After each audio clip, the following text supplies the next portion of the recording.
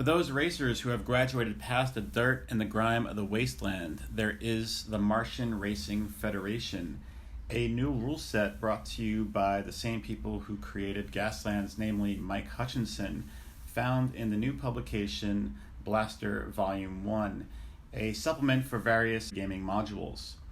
The first one found here is Martian Racing Federation, and it's a very short rule set and assumes some familiarity with Gaslands mechanics. The main mechanic of the game, like Gaslands, is choosing movement templates. However, unlike the terrestrial version, this allows you to choose up to 6 templates at once. So this is a more accelerated game, and in some ways a more genteel game in that you are not actually shooting at your competitors. Each player chooses up to 6 templates in a predetermined order. So you are locked into your choices based on whatever 6 maneuvers you choose. Now, you could do this several ways. The rule set recommends that you use cards, and there is a link that is in the publication and on their website for these various maneuver cards. And I recommend you do this method rather than use like a dry erase board or some sort of like post-it note, because it's easier to track the G-force, and G-force is an important concept in this game.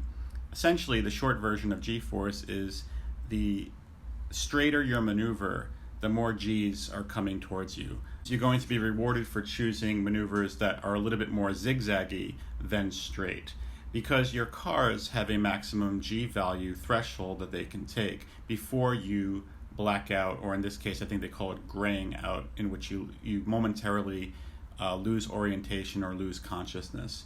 We'll talk about that in just a moment.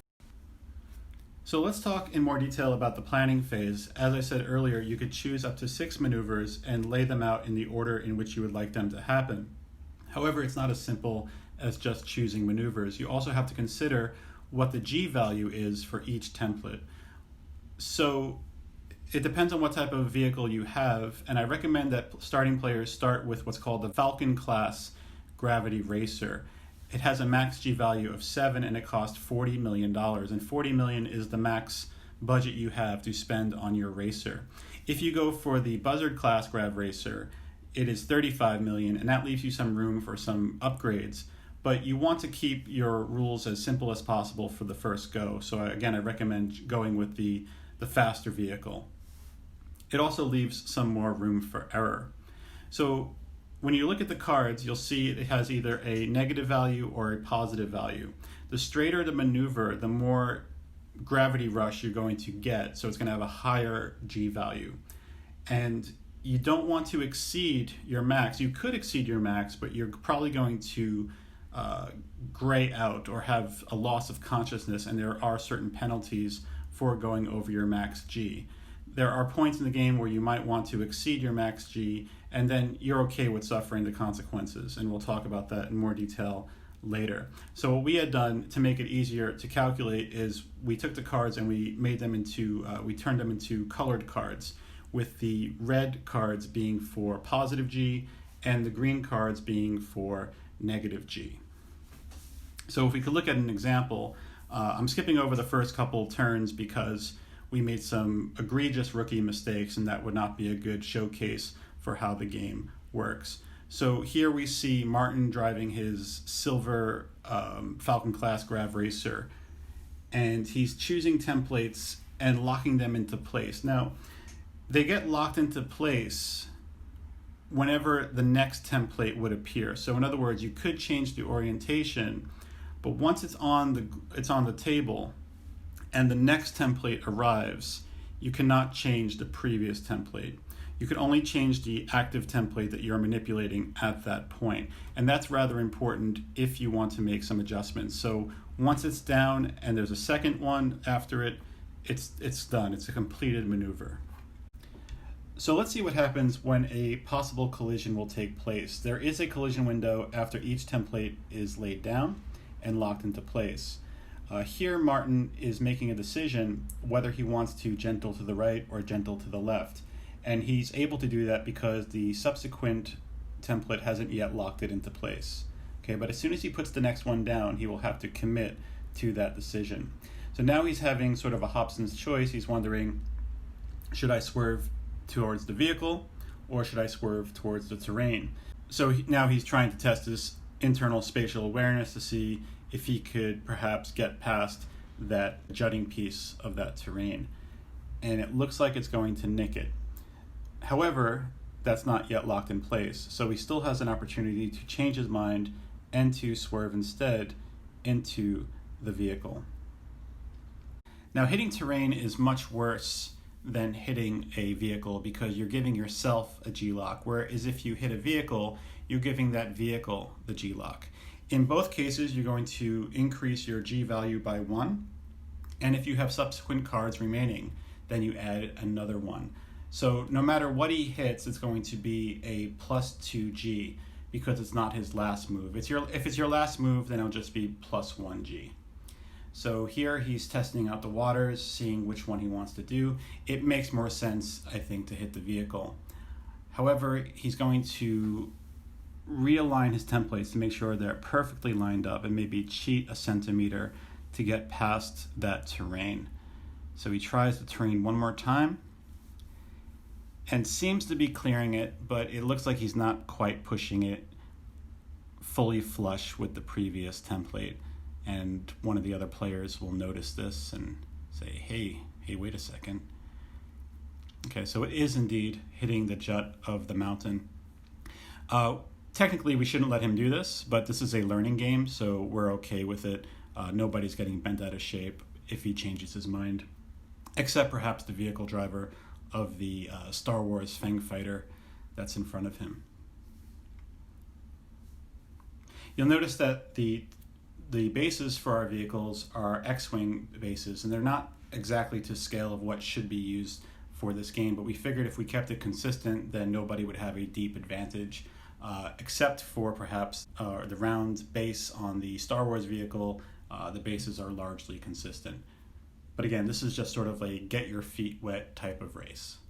Okay, so you see that the G-Lock token is going on to the Fang fighter, and what that just simply means is that at the end of the round, in the third phase, something called the G-Lock phase, we all get to take turns spending those on other vehicles to move them a certain distance forward.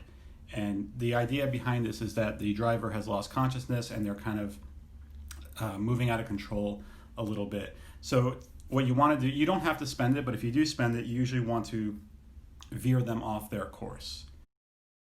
So Martin here is calculating, and even though he got those plus 2 Gs, he's still able to finish the last maneuver. So it's 3 minus 1 is 2, then back to 1, then plus 2, 3, then negative 2, 1, but he does get those plus 2 Gs from the collision, so we're back to 3, and actually he winds up even going below his maximum G level of 7. So despite the 2 extra Gs, he's doing just okay with this, and he's able to go through the last, he's able to execute his last maneuver.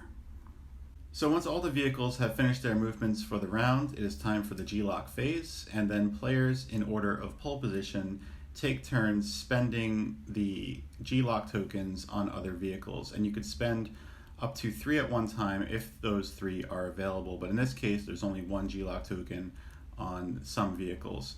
And your choices of how you could manipulate your opponent's cars are based on how many tokens are available. In this case, there's only 1 G-Lock token, so they could choose a medium straight, short straight, or gentle. And you could see this breakdown of how you could spend them in the magazine. I think there's a typo here. I think that's supposed to say G-Lock tokens rather than G-Force tokens. So just be mindful of that when you look over the rules. And note that you don't have to spend the G-Locks. There may be situations where it's not to your advantage to move an opponent's car.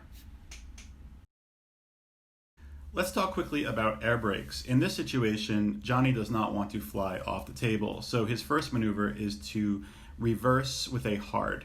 And you could use any template for reversing. If you do, it will be an extra G value to whatever the native G value is. In this case, it's -2 for the hard, which doesn't trigger because it's the first maneuver, so there's nothing to subtract from. So therefore, it's just going to be a 1G maneuver for the air brakes. And And you could actually use the reverse at any point in your choice of 6. You don't have to trigger it as the first maneuver. Earlier in the video, you may have seen that the white and turquoise car had committed a move that was overall 9G. This was not a cheat. This was the active player choosing to push it. And in Gaslands, you could push it to re-roll dice and suffer a penalty for doing so in the form of a hazard. In this case, when you push it, you suffer the penalty of a G-lock token in your activation. So I'm taking the G-lock here and then executing the maneuver. You can exceed your G value without pushing it, but once you exceed it, whatever cards are remaining cannot be activated. They're just ignored. So we only ran 1 lap in this race, and it's recommended that you do more than 1 lap because this is a very accelerated game, and you might find that if you do only 1 lap, it's really rather short. Another reason why you want to do more than 1 lap is to see if you can get more separation between the vehicles, because in this case, the winner was largely determined by who had pole position. So it may not be a matter of skill, but be a matter of luck, because whoever rolled off on that pole position and however pole position fell at the end might be the determining factor rather than how well you laid out your templates. So keep that in mind. I think if you do 2 or 3 laps, then the winner will feel more like a winner. But again, we're just trying to get the mechanics down before we feel more confident about how to play. We decide that we're going to stop here, and then we move on to the other game module, which is called Canyon Run. Canyon Run's pretty interesting in that you probably have more liberties with table space because the terrain is moving towards you as if it were a video game. So in other words, it's a bigger map in theory because the terrain keeps rolling as if on a conveyor belt. This is based on the mechanics created by Ash Barker on his channel Gorilla Miniature Games. And it's a very clever idea where it's almost like you're playing like an old 80s Sega race game or like Space Harrier, where you don't know what's going to pop off on the horizon. And so every round, new terrain appears. And that terrain exponentially grows. I think in the beginning it's something like 2 pieces of terrain, then 4. Not only is the terrain on a conveyor, but so are the vehicles. So even if you feel like you're getting close to the edge, every round you're going to have to go backwards a long set terrain and then another long and set more terrain. One thing you could do in this scenario is designate the terrain according to a 1d6. So you can make like 1 to 2 small terrain, 3 to 4 medium, and 5 to 6 large. In this case, most of us rolled low numbers, so you can see those small volcanic rocks, which are actually just, if you're curious, they're fish tank rocks that we had ordered. And they worked out pretty well. Baba Yu volcanic fish tank rocks. Baba Yu means father fish. Sounds like something from the Cthulhu mythos. The most exciting point of the game is where Martin laid down some crates, some medium terrain, and he left a little sliver of a window open for Johnny to get through. So he does some crazy maneuvering and just manages to nick the board edge for the win. And even though Johnny won and everyone else lost, just watching him pull it off was enjoyable in itself. A great moment for the Mandalorian Fang Fighter. Overall, fun was had by everybody, and we were really pleasantly surprised with how much we were into this game. It was a really nice change of pace. We've been playing Gaslands and Gaslands campaigns for the past year, and this was a nice way to keep things fresh.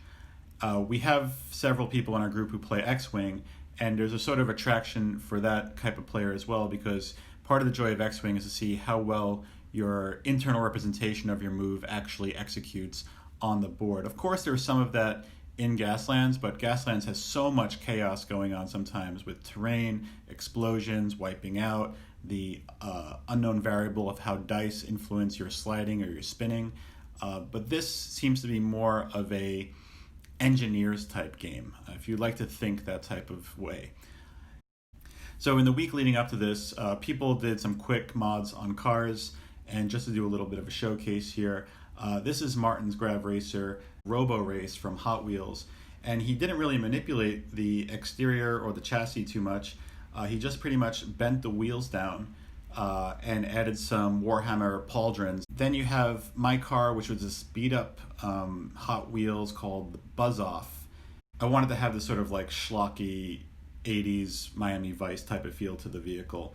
And I sort of stole this idea from Gabby in our group. I took 2 headphone speakers and stuck them at the bottom as sort of hover jets. Johnny, who's been modding a bus and a war rig all week, really didn't have much time, so he just grabbed whatever he could find. That's okay. These Osprey games are supposed to be agnostic to any miniatures, so that's not a problem. And apparently great minds think alike, because Gabby saw the same type of build as Martin, and he bought up this Robo-Race car that has a really nice black matte finish. So when he took the broken earbuds and stuck them on the back, he just had to prime them black in a matte finish, and it actually looks like it's part of the car. Well, thank you for watching. We're definitely going to return back to the Martian terrain because I think we really enjoy this variant of Gaslands, and I hope you had a good time watching. If you see any glaring mistakes or have any questions about the rules or where to get certain materials, I'll be happy to answer them in the comments below. Have a good day.